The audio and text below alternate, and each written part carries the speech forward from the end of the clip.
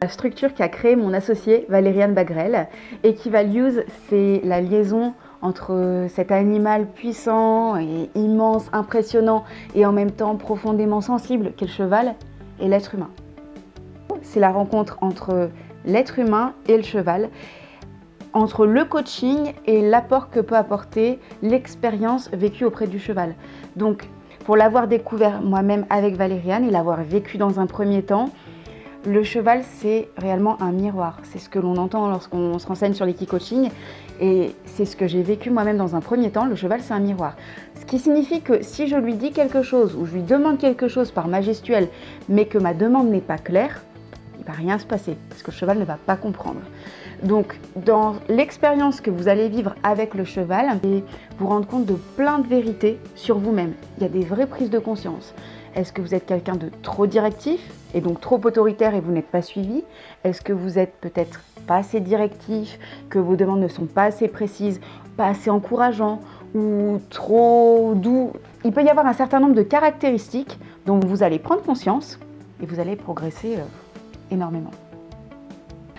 La force d'Equivalues, c'est la rencontre entre Valériane et Amélie, moi, parce qu'il y a un réel apport entre l'équicoaching que maîtrise totalement Valériane, donc qui est formée, qui est expérimentée, qui est aussi cavalière. Alors il faut bien savoir que les gens ne montent pas à cheval, mais l'expérience d'une cavalière et la connaissance qu'elle a du cheval apportent énormément dans l'accompagnement. Donc, ce qui veut dire que les personnes vont être accompagnées par une professionnelle de l'équicoaching et vont être coachées en parallèle, individuellement parfois, d'autres fois collectivement, par une personne qui maîtrise réellement les outils profonds du coaching. Bien souvent, ce qui peut manquer, ça va être une bonne connaissance de l'outil de l'équicoaching, mais aussi l'accompagnement d'une personne qui soit réellement coach. L'équicoaching, ça va se passer en général avec un groupe, sur une journée complète qui va être planifiée, organisée par l'entreprise. Les personnes vont être accueillies dans une salle de formation. À côté, il y aura tout le matériel avec les chevaux et le cadre d'évolution auprès du cheval. Mais il faut comprendre que c'est réellement fait dans le cadre d'une formation. Donc c'est quelque chose qui reste très professionnel, avec une thématique qui aura été déterminée à l'avance. Managériale, cohésion d'équipe, team building, peu importe, gestion de conflits également. Ce qui va compter, c'est l'objectif que nous allons bien accompagner, cadrer avec les personnes. On va faire les exercices sur le terrain avec les chevaux. Les personnes seront accompagnées de manière progressive et au fur et à mesure qu'elles vont vivre des expériences, individuellement, collectivement, en sous-groupe, les personnes vont petit à petit aller me rejoindre moi d'autre part et je vais aller récolter leurs émotions, leur prise de conscience et les accompagner à en faire quelque chose. Parce qu'on peut avoir dans la séance d'équicoaching une prise de conscience, une révélation, une émotion qu'elle soit positive ou négative, elle peut être violente parfois. Il y a une vraie prise de conscience.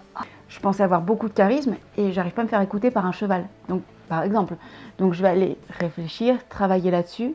Il y aura un accompagnement individuel, des temps également collectifs, des temps de prise de recul.